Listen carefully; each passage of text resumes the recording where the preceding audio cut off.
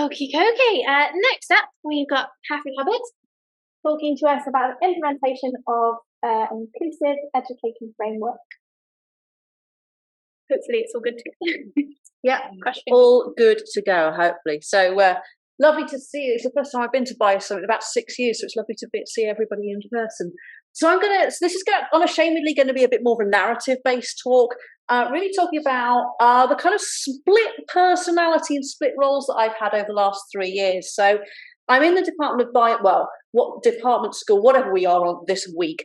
I'm in biology within the University of Hull, but 50% of my role for the last 3 years now has been with our Central Teaching Excellence Academy, which is sort of our central academic development unit. So I'm going to share some of the work that I've done in that role, and then think about how I'm applying it back with my biology hat on. So it's going to be a little bit of a navigation through some work that I've been doing. This is an interactive talk, so it's if you can go to www.menti.com, and the code is 59229480. We will stay on the top of all of the slides in here, but I would like to harvest some of what you are thinking as well. So I thought it might have been obscured at the top. I'll just skip over that. It's at the top of every single slide of how to join in. So my first question for you. So we've been talking about transition quite a lot this morning. We've heard various different perspectives. But what I'd like you to put in as a short comment for me is, what do you think is the most important thing for the transition to HE to achieve? We thought of lots of different things going on. What do you think is the most important thing? Why is it worth spending this time? What should that transition to HE achieve? I'll just give you a couple of seconds to think about that. So I can see 4 people have put their answers in already. What's the most important thing that we've got to get right in that transition piece?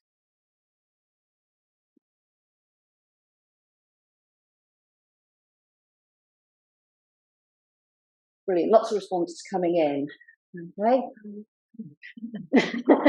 From the big to the very small scale, okay? Sense of belonging, allowing all students to feel they can succeed. Equality of transition for different groups. Teach students where to go for help. Well-being, confidence, resilience, students feel like they belong, community, empowered to learn. Lots and lots of different things in here, okay? And we've clearly got slightly different ideas. So some of these ideas are very well-being orientated. Some of these are very much about the social aspect and the community aspect. Some of them are more about preparing for learning, maybe thinking about the hidden curriculum. What are the assumptions that we're making in that transition? So there's lots and lots of really good things in that. And these things are all important in the design of transition. And what I think part of the point of this conference is to think more intentionally about the design of transition, rather than, certainly my experience was, I sort of turned up and there were a couple of mixers, and then like 3 days later I was in a lecture theatre of 600 students, that there were more students than there were seats in the lecture theatre. So I was sat on the steps on my very first lecture.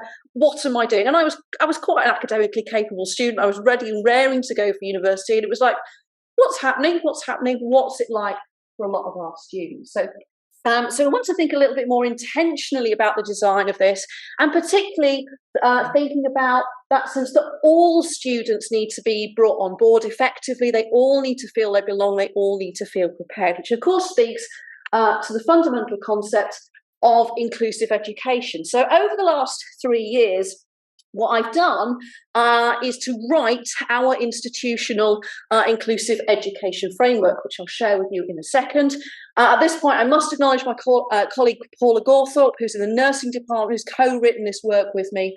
It's been quite a big project. It started off as a little 1-year project, and it's become a 4-year project that we're 3 years to. So in terms of the work, so I'm on secondment to our Teaching Excellence Academy. It's a secondment that's funded from our Widening Participation Fund via the Access and Participation Plan. So it's part of our commitment to WP in the institution, is to bring people from academic departments and to kind of address some central issues when it comes to the university's WP strategy. So the drivers for creating this framework were kind of threefold. So one was, our university education strategy says, so we're going to create a truly inclusive university. And then he adds about 2 sentences of what we mean by inclusion, and leaves it at that. What does that mean in practice? We all have this ambition to be inclusive, and it's quite important to our institution in terms of social justice.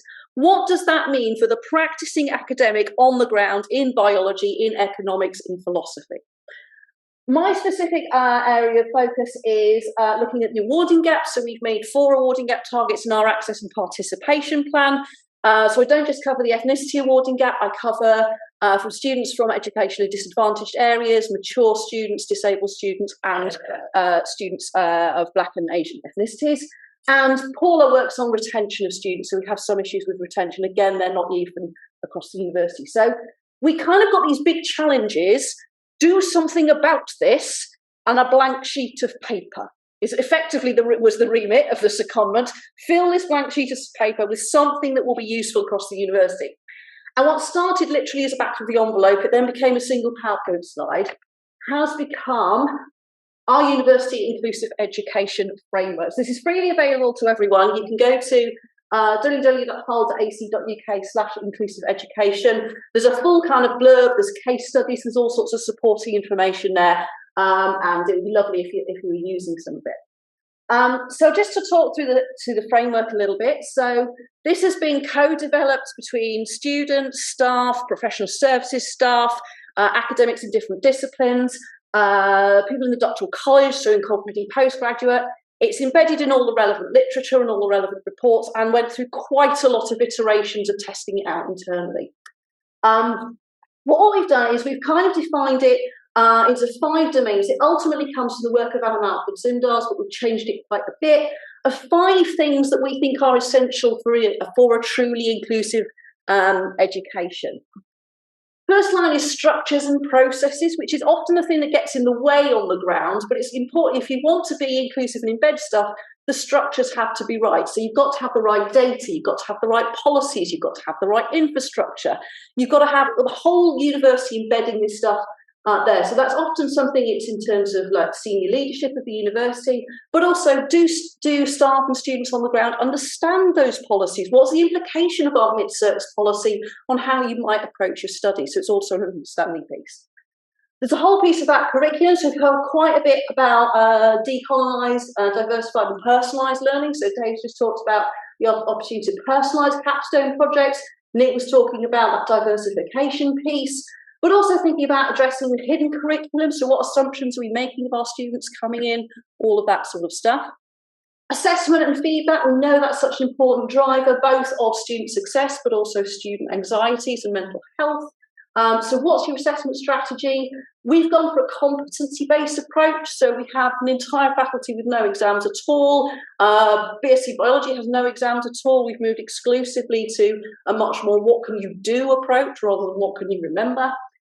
We've got community and belonging, so a lot of what you've been talking about in terms of that building community. So Emma was talking about that. Yeah, that's part of what the Disco is doing, is to bring students together. And then there's what we call pathways to success, which is kind of the expectations, the support, the mentoring, all of those sorts of things.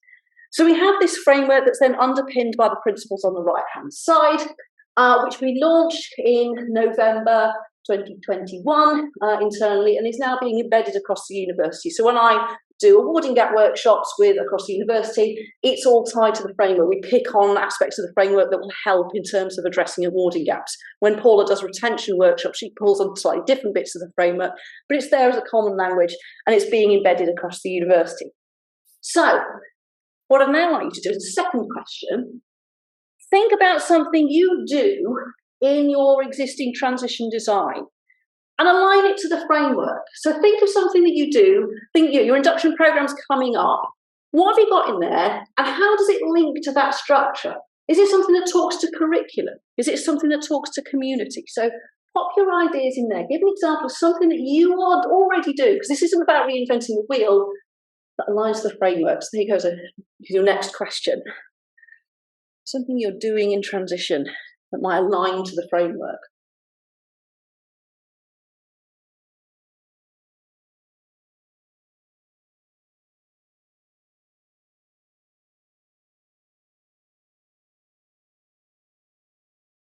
An actual activity that you're doing, and how does it fit with my inclusive education structure?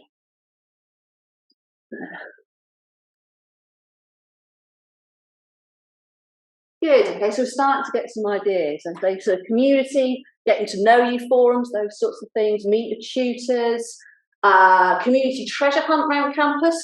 Was it just community, or was it always pathways to success? We heard earlier about maybe not knowing how to access the library. Is that building in part of your infrastructure? Where's the places I need to go for help?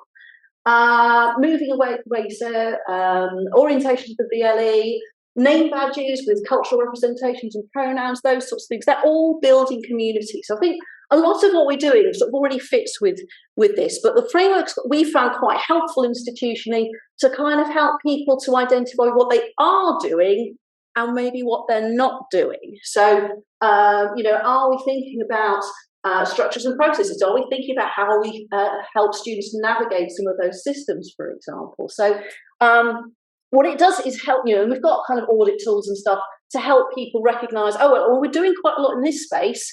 Maybe we need to think about this space. I've not thought about that space in terms of inclusion. So I'll just give you a couple of examples of the sorts of things that we're now doing in biology, because I'm program director for BSc biology again, slightly reluctantly, and I've now got to eat my own dog food and implement this in biology. So what are the sorts of things that we're doing? Well, some things that we've been doing for quite a while. So for a while we've had a cell biology boot camp. So I run this first year cells and organelles module, which is a module that has a mix of A-level biology students and BTEC animal management students coming to our zoology program. It's a very dispersed module. So we've, for a while, taken let's strip it back to basics. Let's have the first week of kind of recapping the fundamental things that you might use from A-level, bit of practical work, but also we've got things like pub quizzes in there. So we're starting on that diversification work of highlighting some more diverse figures from within the history of the discipline. Pub style quiz, I think, is a great pedagogy. It's instant feedback, it's group work, it's responsive. Love a pub style quiz. Obviously not with beer for inclusivity points. What else do we do? We've sort of heard this a little bit. Getting to know you forms. So this is kind of an intermediate between the large sort of cross-institutional version and Emma's kind of nice snap polls. Is we send out this, we get them to fill in this questionnaire in the first week of kind of capturing information about them, their motivations for choosing courses, sharing those worries and concerns. And what we're also putting in there is an indication whether they think they need some support. One of the things I find most frustrating about transition is our most vulnerable students, it takes weeks and weeks and weeks and weeks to get that connection between what they need, the department, and student services. So we're trying to kind of bypass some of that, collecting this in with program directors and hopefully getting referrals in much, much quicker rather than discovering problems that were maybe 2 months down the line. So that's working reasonably well for us.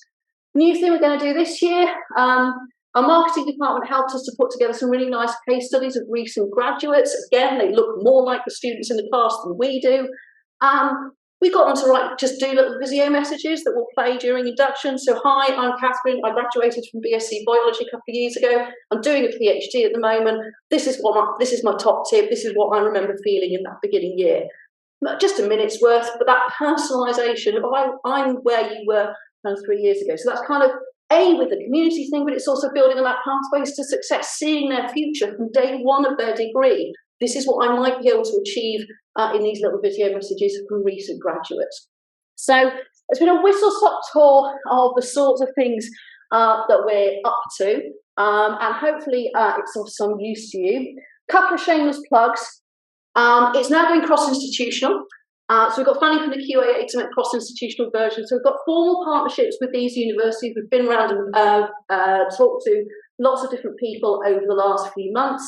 We're going to be launching a cross-institutional version of it in the spring, and there's going to be a case study call for case studies of inclusive practice coming out over the next couple of months. So if you would like to contribute to that, then that's an opportunity to get into a QAA resource data bank, national impact, good for promotion, tick, all of those sorts of things.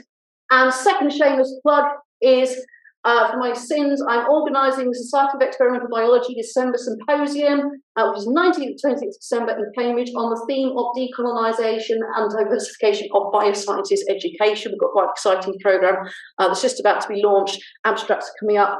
So there's been lots of talk of this sort of stuff already. I know lots of you are working in this space. It would be great to see some of you at that event, or plug it to other colleagues if you're not directly in that space. So that is my 15 minutes worth on my framework. We love a shameless plug. Any questions from audience? Lovely talk, Katharine. Thanks for that. So your awarding gaps, you said you targeted 4 awarding gaps. Yeah. So those are things that you've identified and generated and you want staff to address. Yeah. Have you got any institutional managerial buy-in to make it a bit more directed? Buy-in. Part of what I've been doing is learning to speak university strategy. I've been learning to speak head of department, which has been quite a negotiation, so kind of going there. I think there's been particularly pressure from the Pro-Vice Chancellor directly and from Associate Dean's Education, so got to get the right. We've done a lot of work in terms of identifying subject level issues. Our institutions, some areas have huge ethnicity gaps and no polar gaps, some have huge polar gaps and no ethnicity, some nursing is the mature student gap to a first approximation. So there's been a lot of kind of targeted work of kind of getting the right data in the right place, but then tying it to the strategic priorities of heads of department, I think has been the thing that we've had the biggest buy-in with thus far. In terms of what works, my 2 big things that I recommend, other than sort of leadership and ownership of this sort of stuff, look at your mark schemes. We've got real impact of just looking at marks. Mark schemes are easier to change than assessment structures. So looking at final year mark schemes has had some really quite big impacts now. But also that move to authentic assessment, moving away from exams. Departments that did that early, their gaps gone right down. So it's another incentive to get to that more authentic stuff. So at Kingston, one of our KPIs is bridging the awarding gaps. Yeah. I guess that plays into the Vice Chancellor's and senior black management bonuses, so they're quite invested. Yeah, they're KPIs in our ed strategy as well as in our access and participation plan. But yeah, that's one of the main things I've learned, other than how to write a framework, is how to speak university bod, which I'm now quite scared that I'm becoming one of those people. But yeah.